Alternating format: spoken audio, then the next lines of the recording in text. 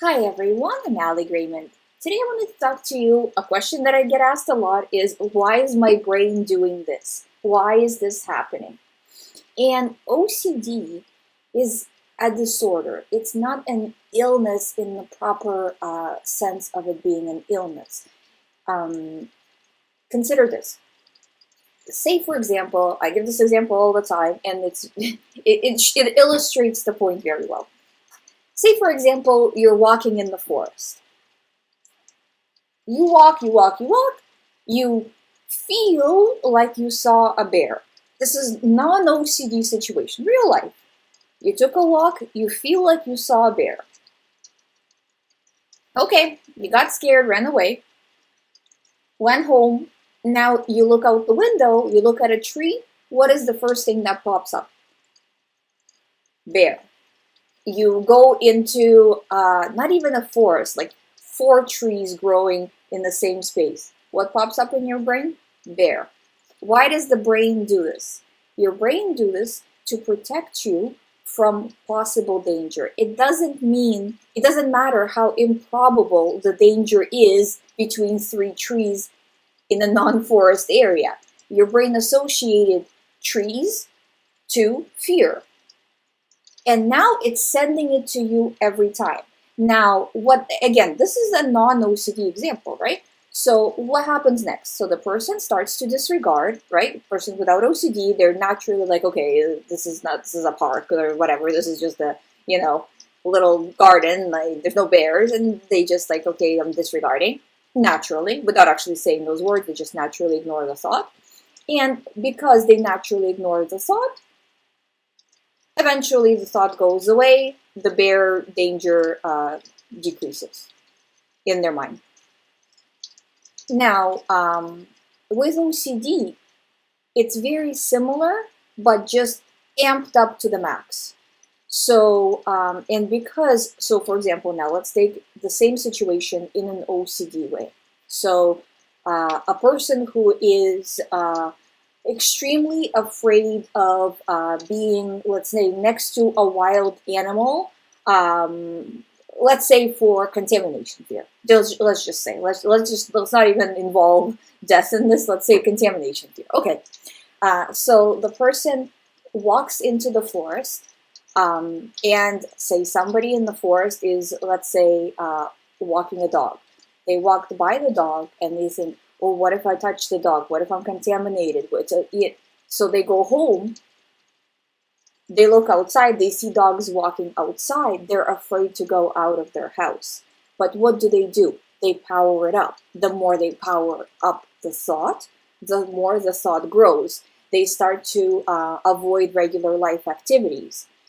Again, why is the brain doing this? The brain is protecting you. So when you went home and you're like, no, this is also scary. So the person that doesn't have OCD, they're like, this doesn't make sense, I'm not doing this, and they ignored it. But a person who is either already has OCD or is currently developing OCD, they're going to say, oh yeah, it is scary. Let me ruminate. Let me research. In the great unknown of the online, you will find something that will correlate to your train of thought, and it doesn't matter what you search up.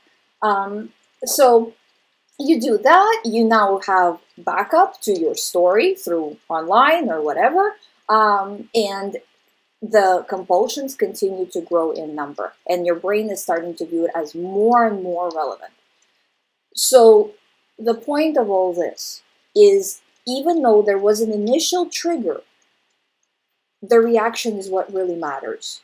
You can have the same trigger for a person with OCD and for a person without OCD, but it's the reaction that matters. They've done studies on this, and they showed that people who do not have OCD also have intrusive thoughts. Similar, or actually they said it's the same as people who do have OCD. So when you're thinking, it's only me that would ever have these thoughts are, so disturbing, other people can have those thoughts as well. But they kind of filter them in a way that they're like, whatever. Yeah, sure, I'll go kill everybody. Whatever, it doesn't matter, not important.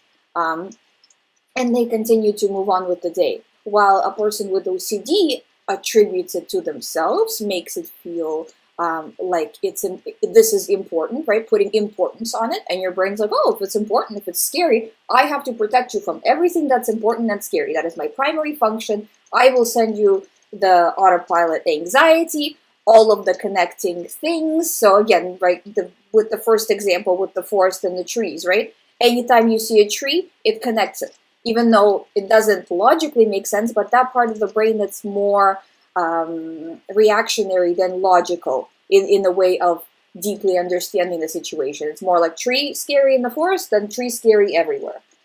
Red balloon here, that means red balloon everywhere else, right? Whatever your type of OCD is. Contamination here, contamination everywhere else, right? So always choose to disregard, even if you're disregarding a little bit, you are still showing your brain that this matters a little bit less. It's important a little bit less. If you go, I always say this, and I'm sure many people are sick of hearing it, but it really is true, is this journey is little by little for everybody.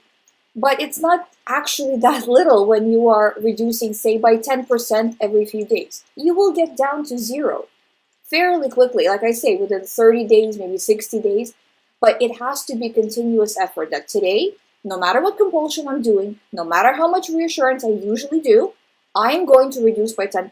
So that means I'm going to do those things, but I will do 10% less. And I will stick to that 10%. And tomorrow, a little more and a little more and a little more until it's done. And sticking to that schedule, no matter if you're having a good day, a lot of people start to get off the schedule when they have a good day. Oh, I'm feeling better today. It means I'm cured, right? It doesn't mean that you're cured. It means you're having a good day, and it's good. It shows that you're healing, but continue to stick to the schedule and reduce, right? So you might have a low anxiety, but you're still doing compulsions, is what I'm saying, right? So, and especially towards the end of the recovery, because the person can say, well, I feel good. I feel like I don't need to do recovery work. But you do. The reason being is that you are on very, very thin ice. So you feel good, and that gives you a false illusion that you've cured. But the brain takes a while to heal. So you're cured up to the point where you're hit with real life stress, up to the point of when you get a new thought. And then you start to fall back. So you need to anticipate that and say, no, true recovery is little by little, like I say, over the course of 6 months. And after the 6 months, you need to watch yourself for another 6 months. This is when, with continuous effort of actually reducing like this. If you're just suffering, that doesn't count in the 6 months. So little by little, this is how you're going through it. Don't get discouraged. Just push through every day. This is what every person who's recovered has done. Continuous recovery work, no matter what. You feel good, do recovery work. You feel bad, do recovery work.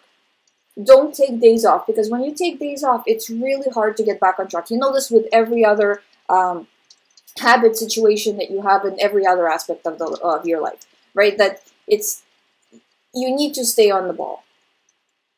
I hope you find my videos helpful. I will be doing more videos. I know I haven't done too many, but it's just because I'm always in sessions. But I am going to be doing more. Subscribe if you haven't. If you would like to do one-on-one recovery session with me, all the information is on youhaveocd.com. You can sign and book your appointment from there. Thank you. I'll see you tomorrow.